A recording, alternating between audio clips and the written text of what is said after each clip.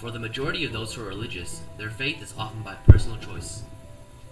What happens then to the authenticity and sincerity of a person's faith if their beliefs are thrust upon them and used for someone else's personal gain? In 1984 by George Orwell, The Handmaid's Tale by Margaret Atwood, and Brave New World by Aldous Huxley, the topic of total control is explored through the involvement of politics and religion. In all three dystopian novels, religion is based simply on the indulgences of mankind, thus implying that by forsaking God and enslaving itself to its own creation, humanity inflicts on itself moral and spiritual ruin. In 1984 and The Handmaid's Tale, the political leaders of society create a cult-like religion which controls and manipulates all of their citizens so that the political leaders achieve their desires. In 1984 and Brave New World, members of society are meant to be blissful in their ignorance and indulge in what the government tells them to in order to attain happiness, which allows them to form religion based on attaining happiness instead of transcendence. In both 1984 and The Handmaid's Tale, due to political leaders indulging themselves in power, a cult-like religion is formed to be used as a manipulative tool by those in power. In The Handmaid's Tale, this is evident when the sons of Jacob overthrows the democratic government of the United States to institute a theocratic, sexist, and military-ruled political regime under the name of Gilead. The Republic of Gilead instills laws regarding the roles and responsibilities of women in society based on Old Testament verses in the Bible, which have been adjusted to fit their needs or chosen out of context by the political leaders so that they may use religion as a manipulative tool on the low-class handmaids of society. In the society where fertility rates are drastically lower than they have been previously, the leaders of Gilead create a social hierarchy in which men with higher political status called commanders own handmaids, who are low-class women valued only for their fertile ovaries. Handmaids are stripped of all their rights, being molded into slaves who perform household chores for the commander and must have sex with him once a month in hopes of getting pregnant. Although it's not deeply explored in the novel, it can be seen that one of the ultimate goals of Gilead is to ensure the continuance of the human race through controlling sex, making it something done in business-like manner, solely for the purpose of reproduction. During an intimate moment with the commander, Offred, the main character, expresses her realizations. What's going on in this room under Serena Joy's silvery canopy is not exciting. It has nothing to do with passion or love or romance or any of those other notions we used to titillate ourselves with. It has nothing to do with sexual desire, at least for me, and certainly not for Serena. Arousal and orgasm are no longer thought necessary. They would be a symptom of frivolity, like jazz garters or beauty spots. Superfluous distractions for light-minded. They are obviously recreational. This is not recreation, even for the commander. This is serious business. Looking at how Offred is completely convinced that sexual interaction is no longer something which is done for pleasure over passion, it is evidence of how the political leaders have successfully manipulated sex into being something that must be done as duty and as business by the handmaids. To successfully alter the purpose of sex in the eyes of the handmaids, the commanders read the biblical story of Rachel and Jacob to the handmaids every breakfast in efforts of convincing them to hold that story as a model for their lives, and so that they will follow suit. The dialogue between Rachel and Jacob in Genesis goes, give me children, or else I die. Am I in God's stead, who hath withheld from thee the fruits of the womb? Behold my maid Bilhah, she shall bear upon my knees, that I may also have children by her. Although this was simply meant for as a historical recollection, the political leaders of Gilead want handmaids to see it as lawful instructions for life. If handmaids were to object against any of the laws supported by the Bible, it would be seen as blasphemy, and they would be punished with public execution. In efforts of self-preservation and of following what they are told is God's word, handmaids must listen and obey to whatever the commanders dictate for them throughout their lives. Christians believe that the Bible is the word of God and hold it in the highest regard, so by being a Christian, one must follow the Bible and obey God's commands. By pulling out this obscure Bible verse to be used as the gospel and as a way of life, the political leaders use religion as a means of manipulating the handmaids to obey their personal wishes. Furthermore, in order to convince the handmaids that they are doing the right thing by submitting as slaves, the political leaders of Gilead brainwash these women using inaccurate excerpts of the Bible. During a reading of the Holy Book of God to the commander's handmaids, Offred recognizes that a certain beatitude was fabricated. Blessed be the poor in spirit, for theirs is the kingdom of heaven. Blessed are the merciful. Blessed be the meek. Blessed are the silent. I knew they made it up. I knew it was wrong, and they left things out too, but there was no way of checking. Offred identifies the fact that blessed are the silent is not a real beatitude, but she also acknowledges the fact that there would be no way to find out, as women are not allowed to possess any books. Needless to say, it would be impossible for any handmaid to possess a Bible. As a result, the handmaids are forced to accept biblical verses as complete truth, regardless of whether or not they are authentic. This false beatitude, blessed are the silent, is fabricated to brainwash the handmaids into doing everything without question or comment. By silencing the handmaids, it becomes nearly impossible for them to rebel against the political leaders of the Republic of Gilead. Through the formation of the cult-like theocratic society of the Republic of Gilead, the political leaders and commanders of the society are able to manipulate handmaids to willingly act as slaves, so that those in power are able to attain their goal of the continuance of the human race. In 1984, this is also evident. One can identify that this situation is present through examining the cult-like religion, which is the party. Ruled by a simple face on a poster in the name of Big Brother, the party is a cult which rules with total control over its citizens, the people of Oceania. Using the power, the party establishes themselves as a theocratic society, worshipping their deity who is Big Brother. Although the party as a religion is not biblically based as the Republic of Gilead is, it still has a god figure, Big Brother, who must be worshipped by the citizens of Oceania. The ultimate goal of the party is to have absolute control over their citizens. With complete and total power over their citizens, the people would have to believe whatever is dictated by the leaders, regardless of what they individually think or know. If the party wishes their followers to believe that 2 plus 2 equals 5, then their citizens will have to fully accept that as a complete truth. Because the party makes the citizens of Oceania believe that following the party and obeying Big Brother will in turn give them everything they ever want and need. This imitates many religions in the sense of having a reward system. Many religions or cults today use a reward system where diligently listening to and obeying God or the supreme deity will give those followers more blessings or favor from God. Equally, disobeying God will lead to divine punishment. Looking at the similarities in system, it is easy to see how the political regime of Oceania is structured very similarly to a religion. In order to attain this goal of having absolute power, the party uses the loyalty their followers have to their god, Big Brother, to indoctrinate them with the party's own set of laws and rules, which lead them towards their ultimate goal. By doing this, the party is able to manipulate the minds and thoughts of their followers, the citizens of Oceania. By having the worship leader, Big Brother, tell the citizens of Oceania what to believe, what not to believe, how to behave, and how not to behave, his followers must oblige in order to both receive the blessings from their deity and avoid torture or death as punishment. In the following passage, it is evident that Winston, the lead character of 1984, has had his thoughts successfully manipulated and forged into something that fits what the party wants him to believe. God is power. He accepted everything. The past was alterable. The past never had been altered. Oceania was at war with East Asia. Oceania had always been at war with East Asia. Jones, Aronson, and Rutherford were guilty of the crimes they were charged with. It had never existed. He had invented it. He remembered remembering contrary things, but those were false memories, products of self-deception. In this passage, one can see that Winston has accepted the idea and the fact that God, who is represented by Big Brother, is power itself. Big Brother, as the deity of Oceania, is in complete power and control. Whatever Big Brother or the party wants will be done, and they are in complete command of everything. Winston has been completely manipulated into believing whatever the party says, regardless of his previous memories. Originally one who held firm in his own knowledge, he now illustrates himself as a blind follower of the party, willing to convince himself that he had invented those memories and that they are products of self-deception.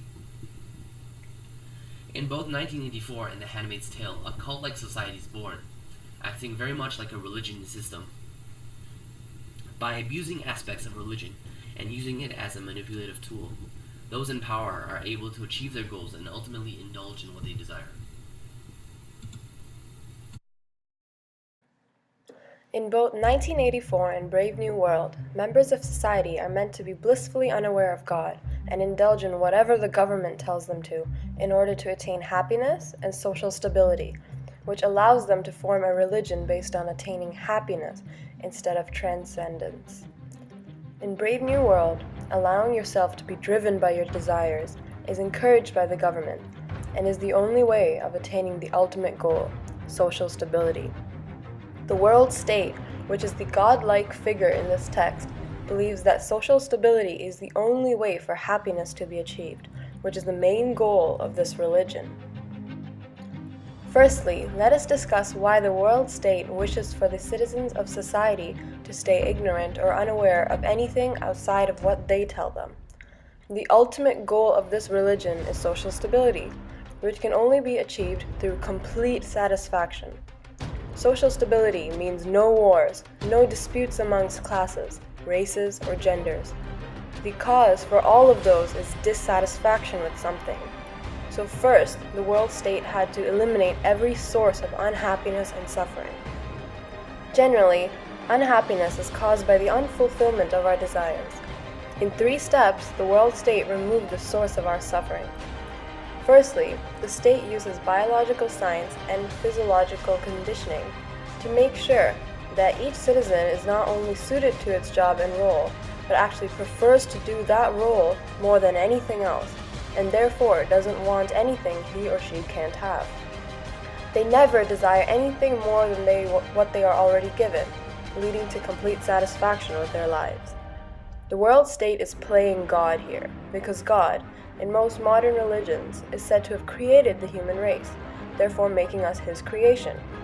Similarly, humans in Brave New World are the creation of the world state, because the state has physically manifested their bodies, as well as implanted thoughts into their mind from day one. The human race in Brave New World is the creation of the world state, or God himself. Secondly, through the promotion of promiscuous sex as virtuous and the elimination of families or any long-term relationship of any sort, the government ensures that no one will ever face intense and unreciprocated emotional or sexual desire, which would result in suffering. The state also encourages indulgence in consumerism, and the entire of society revolves around industrial and economic success. This is why the figurehead of this religion is Henry Ford, the man who initiated mass production. As long as society is improving and growing economically, everyone is happy. The third method the state uses is to brush away any sadness that slips through the cracks by using soma, a drug with no side effects that gives the user a pleasant high and makes all worries dissolve away. All 3 methods are successful, as in the world state, everyone appears to be happy all the time. God, as we know him, is one who brings happiness and well-being into our lives. Has the world state not done so here? Have they not successfully removed troubles from the lives of everyone in society, and therefore done what God should be doing? Next, religion in general is based on achieving a sort of immortality through God, by being moral beings and discovering God in our lives. Whether we like to admit it or not, death is an integral part of our religions, and many aspects of it rely on the fact that we don't live forever, and that after we die, we need to go to a better place. Now think about all this in terms of Brave New World. What better paradise can there be than a place where your every desire is satisfied, where there is no need to find your purpose, and no need to struggle to understand spiritual truths, where there are no problems, and any that are found can be whisked away by the intake of a single pill? Earth is transformed into heaven. God is the world state, and the only religion is based around achieving happiness for all, which is not all that different from many modern religions today. Mustafa Mond, a world controller, discusses the futility of God, or the God that we believe in today, with a savage on page 208 of the text. The following lines are from their conversation. "But if you know about God, why don't you tell them?" asked the savage indignantly. "Why don't you give them these books about God?" "For the same reason we don't give them Othello. They're old. They're about God hundreds of years ago, not God now. But God doesn't change. Men do, though." "What difference does that make?" "All the difference in the world," said Mustafa Mond. "One of the numerous things in heaven and earth that philosophers didn't dream about was this: He waved his hand. Us, the modern world. You can only be independent of God while you've got youth and prosperity. Independence won't take you safely to the end. Well, we've now got youth and prosperity right up till the end. What follows? Evidently that we can be independent of God. Mustafa Mond explains that God is a highly malleable concept and is only needed up to the point where there is no need to believe in something greater, a need to believe that something better is waiting for you after this life. A great deal of truth lies in his statement, but how come when we read this, it still strikes us as wrong? This is because, having lived in the real world, we recognize the real meaning of religion and God. Brave New World only skims the surface of religion when it states that humans only need God to compensate for their losses. Yes, they have happiness, but at what cost does this happiness come? What gets lost when every one of an individual's desires is immediately met? The answer is that the satisfaction of every desire creates a superficial and infantile happiness that creates stability by eliminating deep thought, new ideas, and strong passions. Without ideas or passions, mankind loses the possibility of the more significant fulfillments provided by the pursuit of truth in art and science, or the pursuit of love and understanding with another person.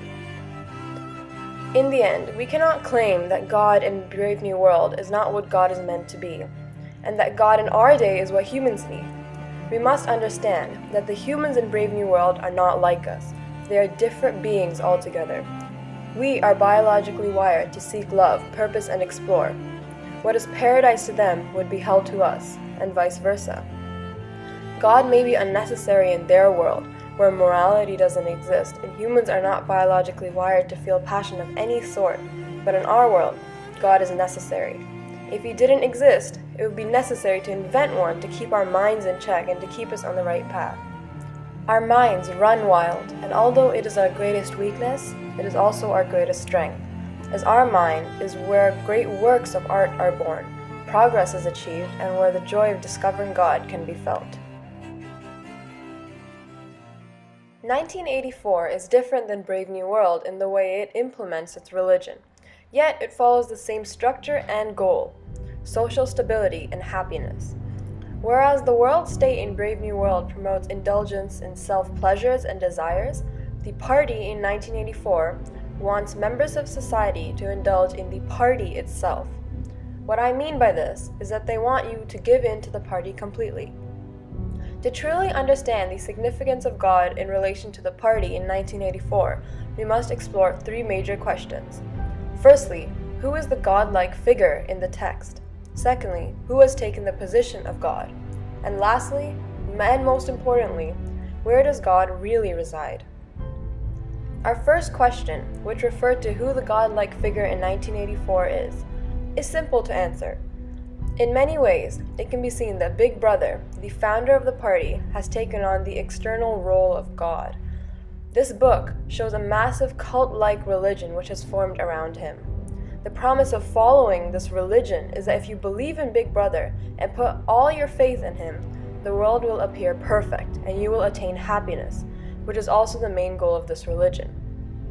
He is similar to God in some aspects because he has always been portrayed as being omniscient, omnipresent, and omnipotent, and his power lies in being all things to all people.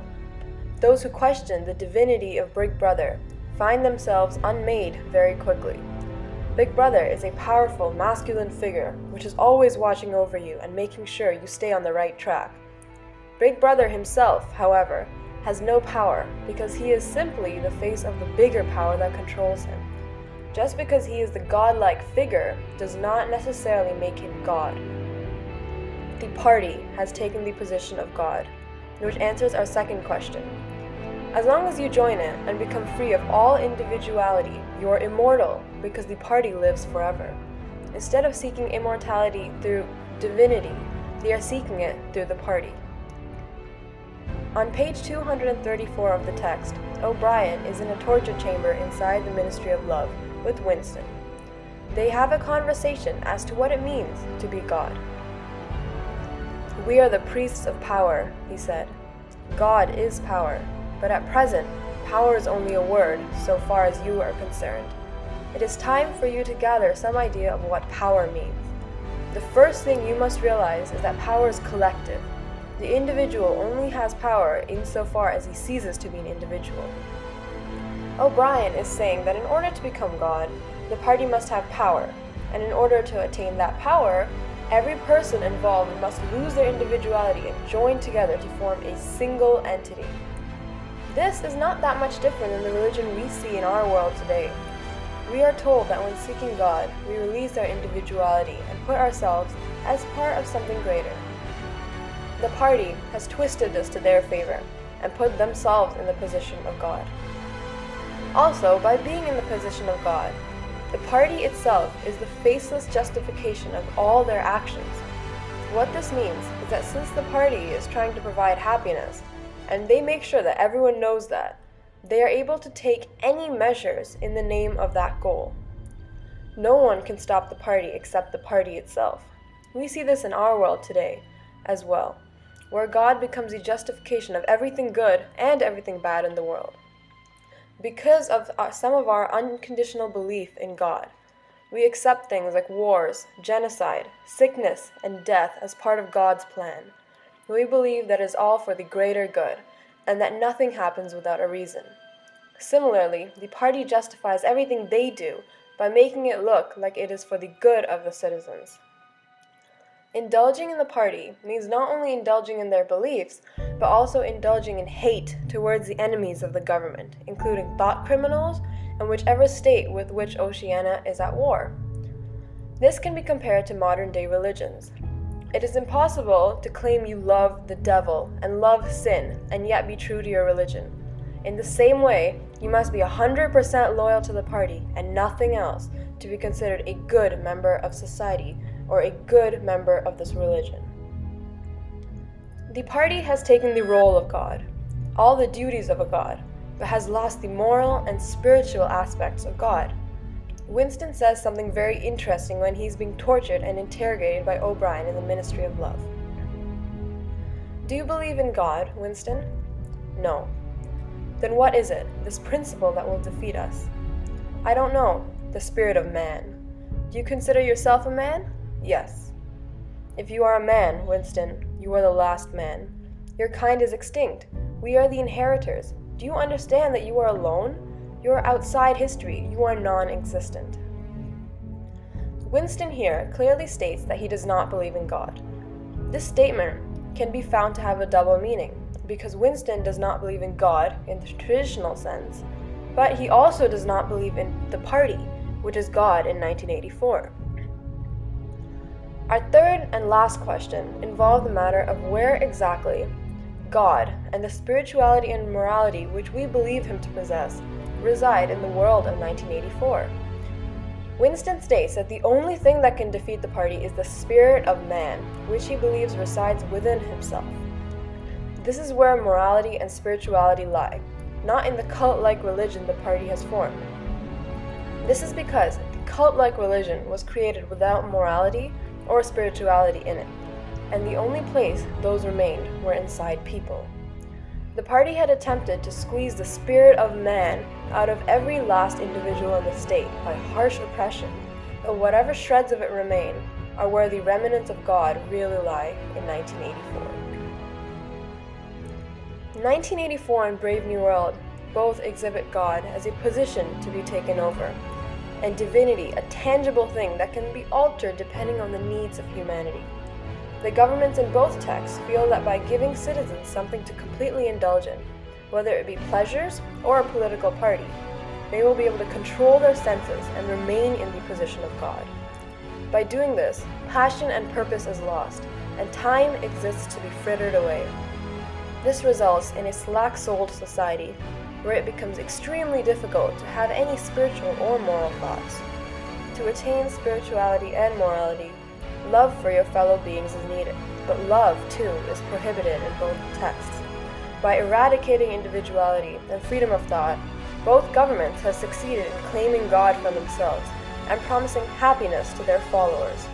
Happiness that conveniently puts all the power in the hands of the state and makes it impossible to go back. In conclusion, religions in all three texts revolve and are built around the indulgences of mankind, thus resulting in a world deprived of the moral and spiritual aspects of religion. In The Handmaid's Tale and 1984, political leaders craft a religion that allows them to indulge themselves in power, and as a result, religion is misused and becomes a tool of manipulation. In Brave New World in 1984, citizens are told to indulge and completely give in to either their desires or the party, and are promised happiness in return, therefore creating a religion based on superficial and earthly goals instead of transcendence. Religion gives us many things. It gives us a reason to maintain our morality, teaches us to be self-sufficient, discourages selfishness, and most importantly, it gives us something to believe in. It gives us a feeling that all our actions are worth something more in the greater scheme of things, and that we will be rewarded for our behavior. These texts have taken these action-reward ideas and have exploited it, like some organized religions have done in our world today. Religious terrorism is just one example of the many cases where humans have let go of their morality for the sake of reward. It comes down to the argument of whether we are inherently good beings or evil. If we were to erase the existence of religion from our history, would our world have ended in chaos many years ago? The answer is impossible to find. This is because we cannot live without structure, whether it be power hierarchies or religion. It is natural for us to question our existence, and we would be driven mad if we could never come out with an answer. In the end, it does not matter whether God created the human mind or whether the human mind created God. What matters is that we maintain our humanity for as long as this earth keeps turning, and we never lose our sense of purpose.